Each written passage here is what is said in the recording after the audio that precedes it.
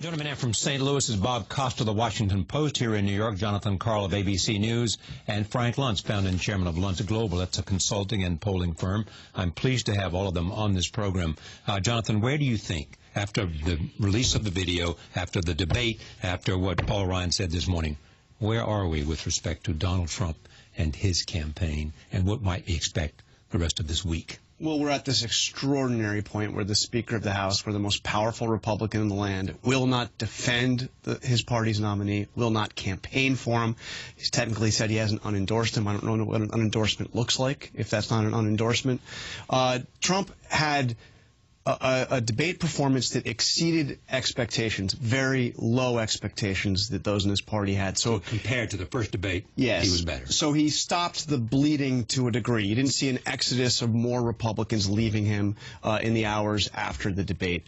But he certainly not turned his anywhere near turned his campaign away. And as a practical matter, the party has turned its efforts, its resources towards every other race in the country except the presidential. Bob, where do you think this race is now at this moment? I think Jonathan's spot on. Talking to top Republicans this morning, there's a sense that the GOP is now boxed in because Trump did meet that threshold in the sense that he roused the Republican base that for 25 years has been looking for a certain kind of searing attack on the Clintons that's deeply personal, incendiary, going after especially the former president's past. Because Trump did that, he excited a lot of the GOP base. So the party leadership, they're reluctant to have some kind of max exodus. At the same time, the Trump campaign right now is running almost not as part of the Republican Party. He is the standard bearer, but he's running this populist outsider insurgency full of political stunts and pot shots that's different than anything we've seen perhaps in history. Right. Where are we? Well, what was fascinating to me is that all of the angry Republicans, the Ted Cruz-type Republicans who had moved to Gary Johnson or were on the sidelines, they watched Trump yesterday in our focus groups, and they moved towards him. That he said what they needed to hear, and particularly accountability. What he said that they needed to hear? What Bob said, attacking Bill Clinton? Not in the personal way. It's the sense of accountability, the sense of saying, what did you do with those emails? How do 30,000 of them disappear? The sense that he was going to take on Washington, D.C. And I recognize, and I'm not a Trump apologist, I truly believe that he has undermined, if not destroyed, the American psyche, and it's going to take us decades to get out of this. Take Philadelphia. What does Philadelphia look like today? I think he's going to Philadelphia today. Is he? I'm not sure, but I think I saw. You know, I mean, there's been a whole series of polls. Pennsylvania, not Philadelphia. There's been a whole series of polls in Pennsylvania that show him down double digits. And Pennsylvania is key to his strategy to putting together 270 electoral votes. But I think, Charlie, we've gotten beyond that. I think, you know, Pennsylvania is a state that is virtually lost to Donald Trump, even if he put in a stellar performance in that debate. And, you know, right now, if you talk to Republican leaders, it's really about trying to keep this from being a catastrophic landslide loss that takes the House and takes the Senate. You're saying that most Republican leaders now believe this is an unwinnable election by Donald Trump? I believe this election's already lost. It's yes. already lost, yes. And so therefore they do everything they can for their Senate, House.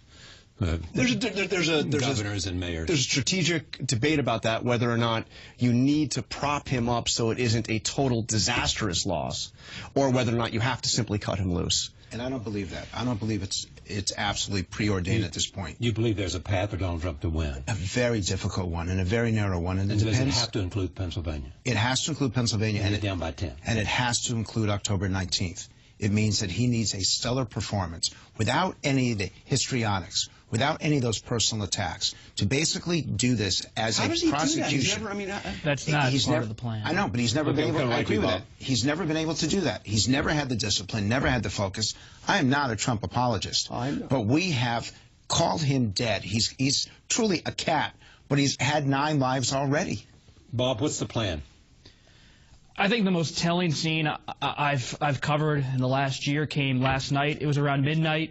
You had Steve Bannon and Rudy Giuliani and Kellyanne Conway and other Trump advisors all piling into one black SUV here at Washington University at St. Louis, and they were actively talking about how the Commission on Presidential Debates had stopped them from putting women who have accused President Clinton and Secretary Clinton of certain things in the past, including sexual assault and misconduct, in the family box, and that this was something they were about to have as a stunt on national TV up until 3 minutes before the broadcast went live.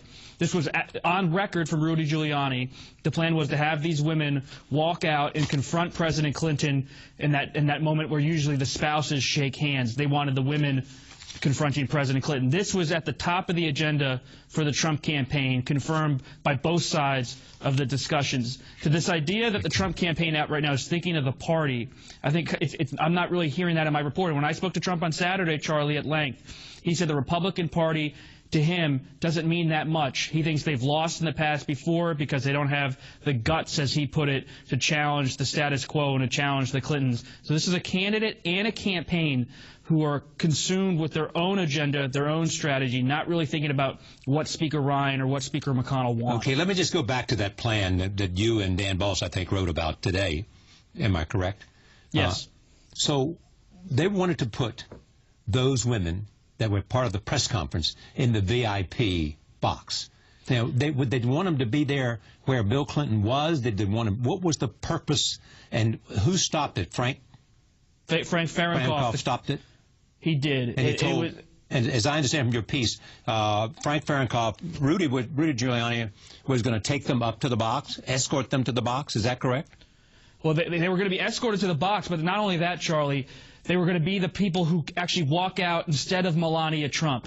Instead of Melania, it would have been 4 women walking out to shake Bill Clinton's hand or to see if he would shake their hand. This is how they wanted the debate to start. And if you remember last night, the family boxes, the VIP boxes, were elevated near the stage. So they wanted the 4 women overlooking Secretary Clinton steps away for the entire debate. This was not some kind of fanciful idea. This was something until minutes before the debate was almost executed in front of a record national television audience. And you have to understand how extraordinary this is, Charlie. I was in the hall last night.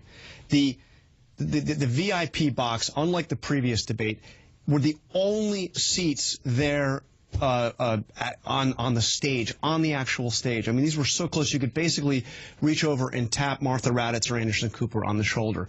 These were the 4 seats set aside for the family. And they were going to put these 4 women, including one who accused Bill Clinton of rape, there in that box, on the stage, in the eyesight of Hillary Clinton for the entire debate. That in the same box where Bill Clinton was sitting. The 2 boxes are separated, right, but not by much. Not by much. But each family had a box on each side. And whose brainchild was this, Bob? Was it Bannon? Was it Trump? Stephen Bannon, the former head of Breitbart News, Rudy Giuliani, and Donald Trump sitting together on the airplane, thinking about how, in their minds, to rattle Secretary Clinton. So think about that.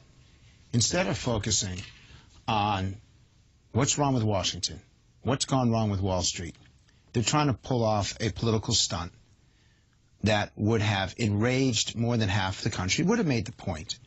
But this is why he's at a 63% unfavorability rating. This is why 45% of Americans could not even consider voting for him. This is the problem with the system right now. The system is so inherently broken. Charlie, we're still 28 days from the election. What happens on day 29, on the day after? How are these people going to govern?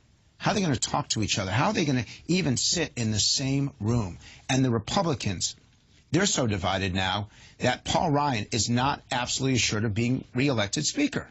That there are enough Republicans that will vote against him. Well, yeah, and they're divided not just on Donald Trump and all of the personal baggage on where you when in terms of the Trump campaign, but they're divided on the fundamental issues that the party stands for.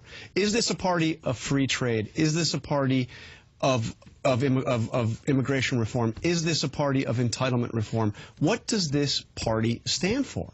Is anybody undecided in this election at this point? No. They're uncommitted, but they're not undecided. They've decided who they're going to vote against, but they'll fight you on who they're going to vote for, which is what makes it fascinating. Has it become, in the end, as the Democrats hoped it would become, a referendum on Donald Trump? Yes, it has, and Donald Trump has himself to blame for it.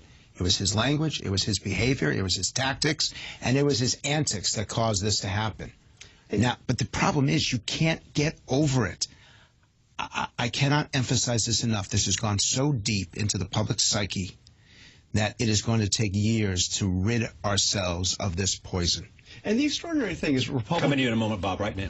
Is Republicans see what an opportunity they had with Hillary Clinton as perhaps the most flawed, presidential nominee, Democrats have put forward in modern times. I mean, you saw her apology, for instance, on emails looks about as sincere as Donald Trump's apology for any one of his a litany of things. And you saw her inability to give a good answer on the what she was talking about in those Goldman Sachs speeches. Her idea of a public persona and a private persona. That was actually Donald Trump's probably best moment in the debate, responding when she invoked Abraham Lincoln.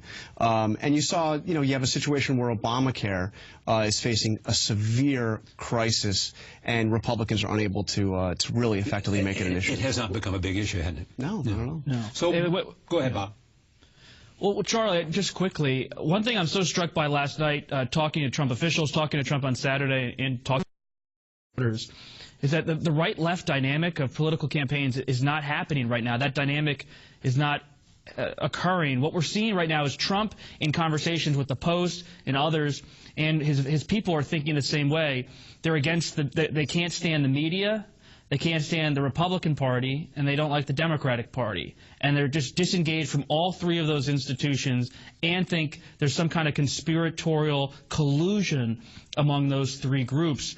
And that's creating what Frank has been referencing repeatedly, that there's this psyche out there. And I think it's not only a psyche, it's a large group of voters that are now disengaged from these institutions that have really held together American political life. And where that goes, I'm not sure. But that's something that's actively happening and being stoked by Trump. And so we have to not allow him, on the night of the election, to use the phrase, this election was rigged. Because if he does, there will be, I think you'd agree, there will be tens of millions of people who will believe him and never accept the new administration. Forget the honeymoon. That there will be no affirmation of democracies as we know it, which is that the loser accepts the loss and embraces the winner.